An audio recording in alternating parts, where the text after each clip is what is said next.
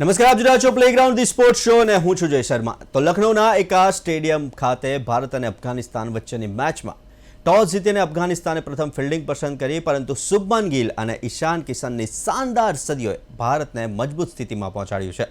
જ્યારે પ્રિન્સ યાદવે ડેબ્યુ કરીને ખાસ આકર્ષણ જમાવ્યું, તો બીજી તરફ ત્રિકોણીય શ્રેણીમાં ઇન્ડિયા એ અને અફઘાનિસ્તાન એ સામે 9 વિકેટે 319 રનનો વિશાળ સ્કોર ઊભો કર્યો છે, જેમાં કેપ્ટન તિલક વર્મા, પ્રિયાંશ આર્યા અને કુમાર કુશાગ્રાની અર્ધસદીએ ટીમની ઇનિંગ્સને મજબૂત આધાર આપ્યો છે. તો ક્રિકેટના તમામ રોમાંચક અપડેટ સાથે શરૂ કરીએ ચર્ચા, અને આ ચર્ચા કરવા આપણી સાથે સ્ટુડિયોમાં ઉપસ્થિત છે સ્પોર્ટ્સ એક્સપર્ટ અશોક મિસ્ત્રી. અશોકભાઈ, આપનું સ્વાગત છે.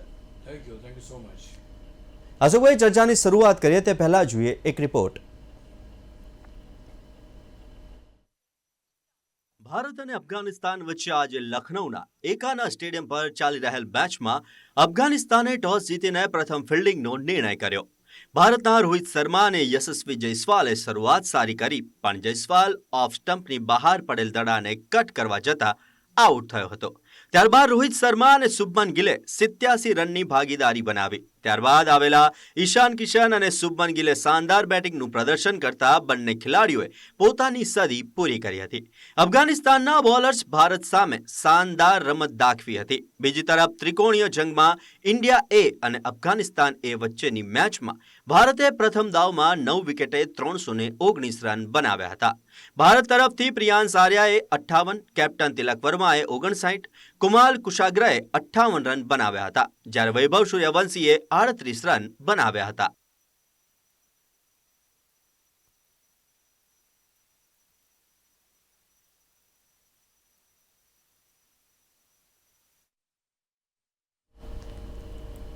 તો જો ભાઈ ડિસ્કશનની શરૂઆત કરીએ તો ભારત અને અફઘાનિસ્તાન વચ્ચેની મેચ રમાઈ રહી છે. ભારતે પ્રથમ બેટિંગ કરતાં સારો સ્કોર બનાવ્યો છે. કેવી કહી શકાય ભારતની બેટિંગ?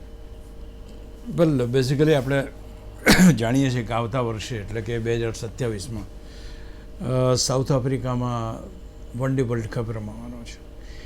એની પૂર્વ તૈયારી રૂપે ભારતીય ટીમ હવે જે કોઈ મેચો રમશે એ મેચો એની પૂર્વ તૈયારી રૂપે રમાય છે. એટલે અફઘાનિસ્તાનની મેચ પણ એમાં જ એ જ કેટેગરીમાં આવે.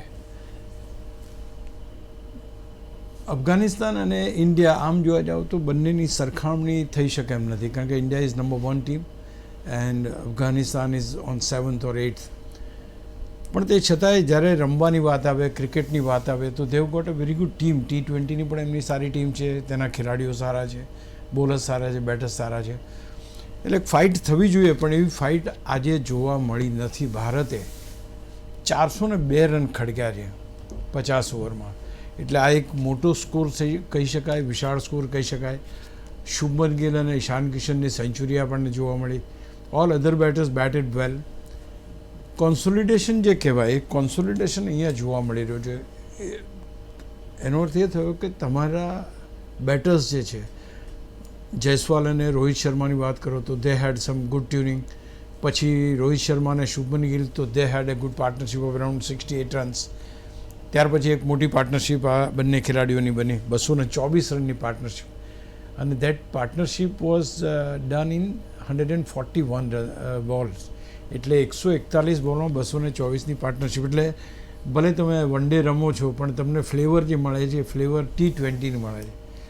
અને સૌથી અગત્યની વાત એ છે કે આ ખેલાડીઓનું જે ક્રિકેટ છે, એ cricket I am really surprise કે કઈ રીતે એ લોકો બેલેન્સ કરે છે.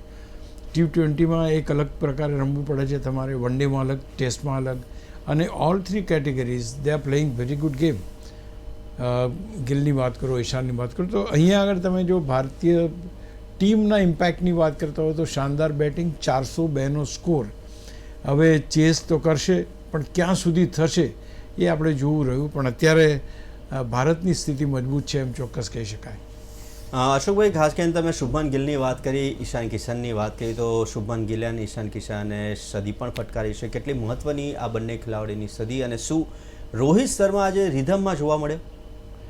વેલ, I was just seeing the batting. Rohit Sharma જ્યારે રમતા હતા ત્યારે એમને શરૂઆતમાં 2-3 શોર્ટ બોલ મળ્યા, બહુ સરસ એમને સિક્સર મારી. 68 રન્સ ઓફકોર્સ એણે બનાવ્યા છે, but the thing is 48 runs. But the thing is હજુ જે એની રિધમ જોઈએ, જે હિટ મેન જે એને કહેવામાં આવે છે, always like to play some big shots, scoring some big 100 and all that, એ ક્યાંક જોવા મળ્યું નથી. એટલે વર્લ્ડ કપની પૂર્વ તૈયારી રૂપે આપણે જો આ મેચને જોતા હોય અને એની બેટિંગને જોતા હોય તો ક્યાંક હજુ એમ કહી શકાય Rohit Sharma is not in that touch which makes him the hit man, પણ જેમ કહી શકાય કે એક આશા તો હોય જ કે ભાઈ કોઈ પણ હિસાબે આપણે ભારતીય ટીમમાં સ્થાન પામીએ. ઘણા સમાચાર એવા પણ છે કે he may be getting retired before the world cup, પણ આપણે અત્યારના તબક્કે એમ એ કરીએ કે ભાઈ વન ડે અને T20 વન ડેની શ્રેણીમાં એનો સમાવેશ થયો છે, એટલે આના પછી ઇંગ્લેન્ડ જવાનું છે, ત્યાં આગળ પણ Rohit Sharma will be the part of the team Virat કોહલીની સાથે. તમે આ બંનેની વાત સેન્ચુરીની વાત કરી તો I think most important part Shubman ગિલની જે સેન્ચુરીઝ હોય છે it is like Virat Kohli. Why I am saying Virat Kohli? Because Virat Kohli is always like to play with the timings. He goes in a flow. He gets the blade ball right onto the blade and then plays a super shot. એ છગ્ગા મારવા કે મોટા shot મારવા ઠીક છે પરિસ્થિતિ પ્રમાણે, but he likes to play the all along the carpet shots. એટલે એમાં એવું કે ભાઈ તમારું ટાઈમિંગ એ પરફેક્ટ હોય છે, અને ટાઈમિંગ એ શુભમન ગિલનું I believe it is the most important અને બહુ જ પ્રેસિયસ હોય છે. એ જ પ્રમાણે બીજું તમને વિરાટ કોહલીનું જોવા લાગે કે પરફેક્ટ ટાઈમિંગ સાથે એના ચોગ્ગા નીકળે તો બે ફિલ્ડર ઊભેલા હોય અને વચ્ચેથી ચોગ્ગો નીકળી જાય, nobody is able to field that. તો એ પરફેક્શન સાથે શુભમન ગિલ અત્યારે ચાલી રહ્યો છે. બીજું કે he is a captain of the team. Last time જ્યારે ઇંગ્લેન્ડના પ્રવાસે ગયા ત્યારે શુભમન ગિલે ઇંગ્લેન્ડમાં બહુ સારું પ્રદર્શન કર્યું હતું અને મેક્સિમમ રન્સ બનાવ્યા હતા. This time also the way he is playing એ ફોર્મમાં જે પ્રમાણે છે એમ લાગે છે કે એ જ પ્રકારનું ફોર્મ એનું વન ડેમાં બી ચાલુ રહેશે, એટલે ઇંગ્લેન્ડ પ્રવાસમાં પણ એવું લાગી રહ્યું છે. The second hundred was of Ishan Kishan. Ishan Kishan is a mix man. Basically એને પણ વન ડેની સેન્ચુરી ચોક્કસ મારેલી છે, but he has got a mix of it. એટલે એનામાં તમને T20ની ઝલક વધારે જોવા મળે. Means he wanted to go for the shots over the head of the fielder, એટલે સિક્સર્સ જેને કહેવાય એ સિક્સર્સ તમને ત્યાં વધારે જોવા મળે. Shubman Gill is mainly the man of boundaries. તો હું માનું છું કે થોડોક એ બેની રમતમાં શૈલીમાં થોડો તફાવત છે, કારણ કે Ishan Kishan is attacking batsman, he always likes to go for the shots. અને એટલા માટે આ સેન્ચુરી, હવે આ બે સેન્ચુરી બને એટલે સ્વાભાવિક રીતે રન તમારા જોરદાર 154 ગિલના છે, Ishan Kishan 125. So both of them have enjoyed the bowling. Impact of Afghanistan bowling is not that much એ કહી શકાય, કારણ કે સારા બોલર્સ હોવા છતાં પણ જે ઇમ્પેક્ટ જોઈએ, જે વિકેટો લેવી જોઈએ અથવા તો જે પ્રકારની રમત દાખવવી જોઈએ એ અફઘાનિસ્તાન ફાઇટ બેક કરી શકતું નથી. ઓફકોર્સ ભારત સામે એક પણ મેચ અફઘાનિસ્તાન જીત્યું નથી એ બરાબર વાત છે, પણ તે છતાંય ફાઇટ હોવી જોઈએ અને that is missing in this particular game. એટલે આજે ધારો કે બીજી મેચ છે, બીજી મેચ ભારત જીતી જશે એટલે શ્રેણી જીતી જશે, સ્વાભાવિક વાત છે. અને શ્રેણી જીતશે એટલે પછી જે છેલ્લી મેચ છે, ત્રીજી મેચ, એનો ઇમ્પેક્ટ કંઈ ખાસ બહુ રહેવાનો છે નહીં જ્યાં શ્રેણી જીત્યા પછી. તો અહીંયા આગળ 402નો score it's a good winning total કહી શકાય ને. એટલું બધો જબરજસ્ત બેટિંગ લાઇનઅપ અફઘાનિસ્તાનની છે નહીં અને ભારતની બોલિંગ લાઇનઅપ એટલી નબળી નથી કે જેની સામે 402 રન તમે બનાવી શકો.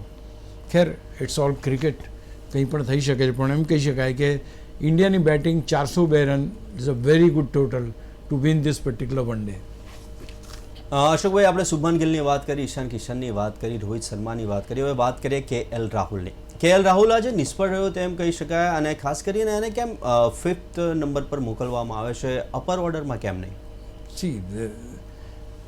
અપર ઓર્ડરમાં 2 જણા ઓપનિંગ કરી શકે ભાઈ, 4-5 જણા થોડા કરવાના છે. એટલે પ્રોબ્લેમ એ છે કે ભારત પાસે ઓપનર્સ 5 છે, એવરીબડી ઇઝ ઓપનર.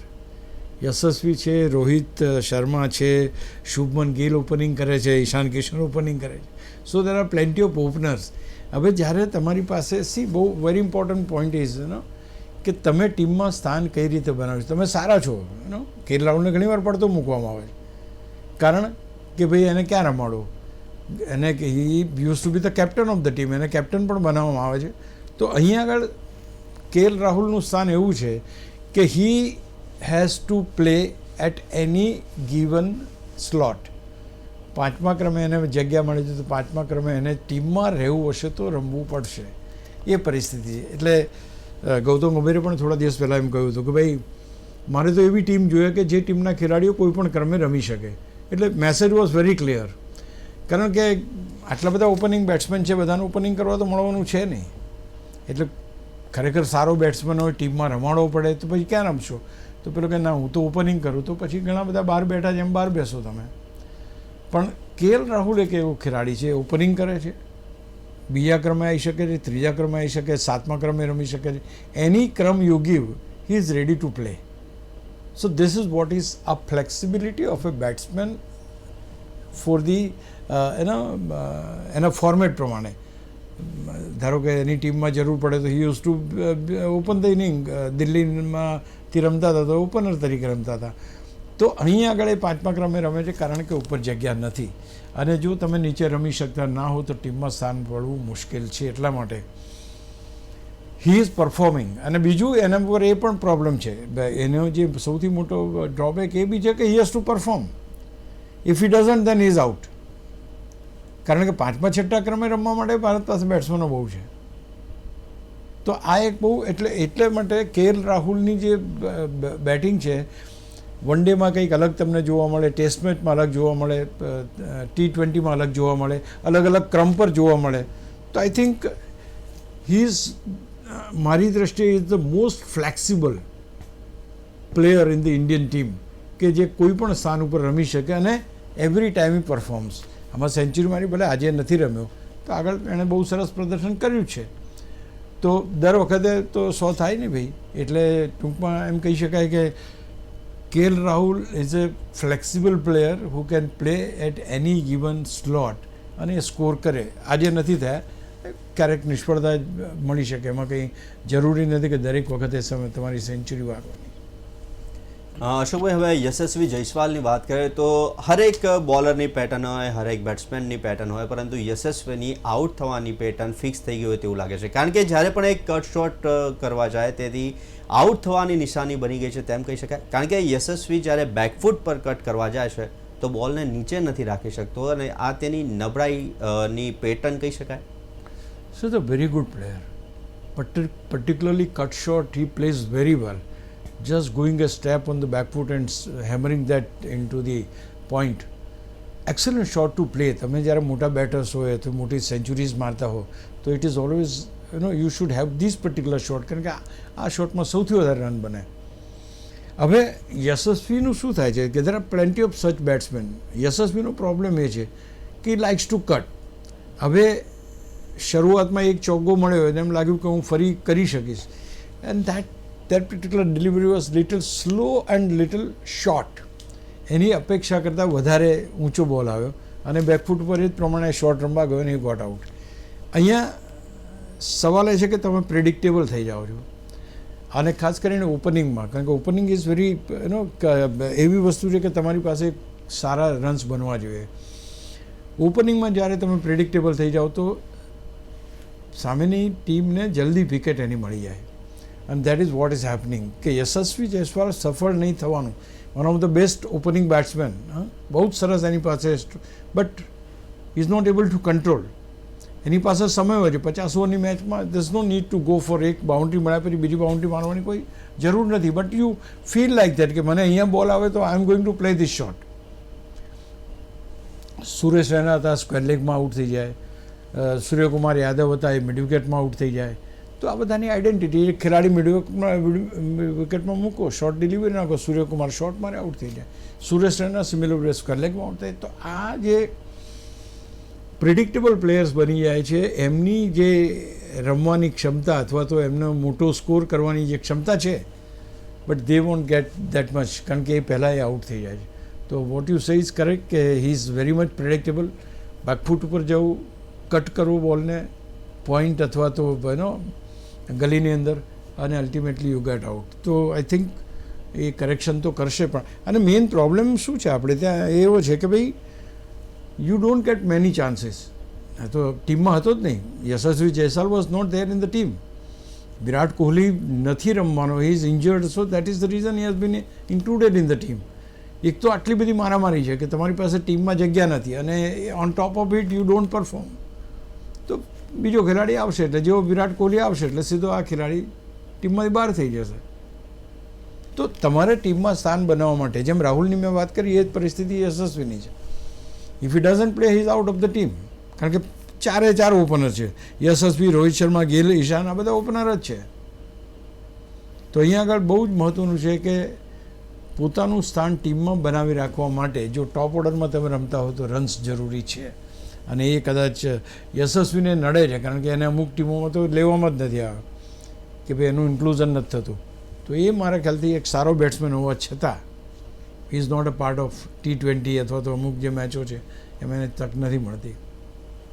અશોકભાઈ, હાલ શ્રીલંકાની અંદર ઇન્ડિયા એ અને અફઘાનિસ્તાન એ વચ્ચેની મેચ રમાઈ રહી છે. કેવી સ્થિતિ છે મેચની? કેટલી મજબૂત ઇન્ડિયાની ટીમ? સી 319 રન ઇન્ડિયા એ બનાવ્યા છે, બરાબર. એટલે it is not that good total, કારણ કે આ ટોટલ એવું છે કે જે સામેની ટીમ ચેસ કરી શકે એનો છેલ્લો સ્કોર એનો હોય તો મને કહો. 218 અફઘાનિસ્તાન એ ગેમ ઓવર. હા, 218 ઓલ આઉટ થઈ ગયો, ઓલ આઉટ, મેચ ઓવર. ચાલો. So this is the situation. When you are putting up a good total, big total, then the opposite team comes under the pressure અને ત્યાં આગળ એ collapse થાય છે.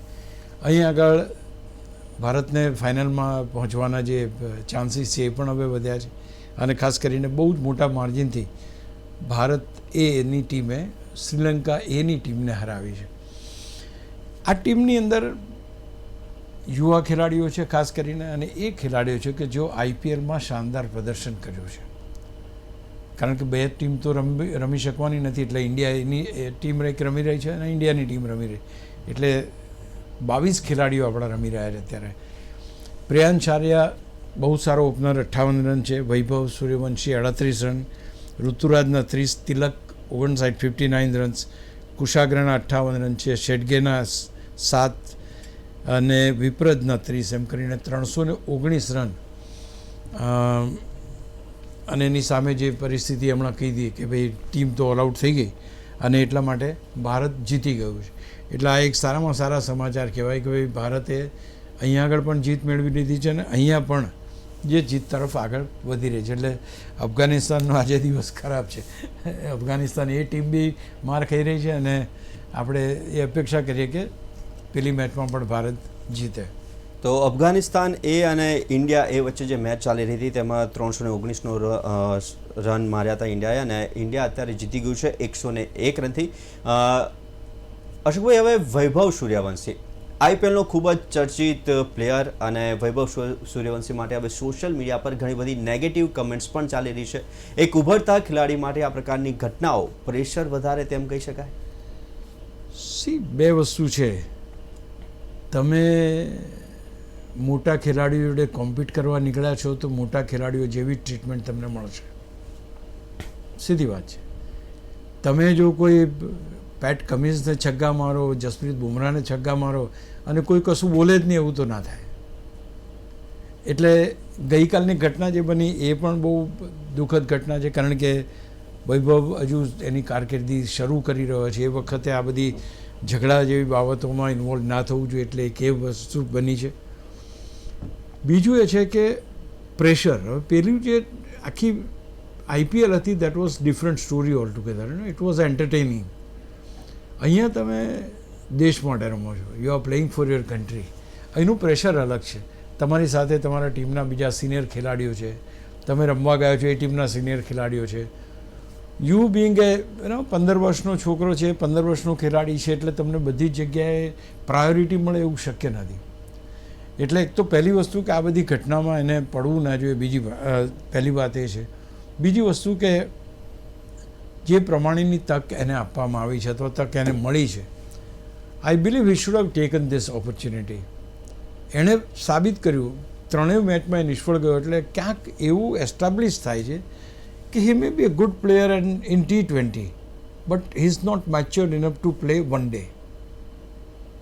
અને હવે પરિસ્થિતિ જે હું જોઈ રહ્યો છું આગળના દિવસોમાં હવે કે કદાચ વૈભવ સૂર્યવંશીને T20 પૂરતો મર્યાદિત રાખે અને વન ડેમાં એક્સપોઝર નહીં આપે, કારણ કે અહીંયા તમારી પાસે મેચ્યોરિટીની પણ જરૂર છે, તમારી પાસે how to behave, how to act, how to react, એ બધી જ વસ્તુ. અને અહીંયા there are plenty of gadgets available, તમારે કેમેરાસ છે તમારી પાસે, બધી જ વસ્તુ છે, એટલે કદાચ કોઈ જગ્યાએ કોઈ ઘટના બની હોય તો એમ્પાયર અને રેફરી ઉપર છોડી દેવું જોઈએ ઇન્સ્ટેડ ઓફ ખુદ એની અંદર જવું.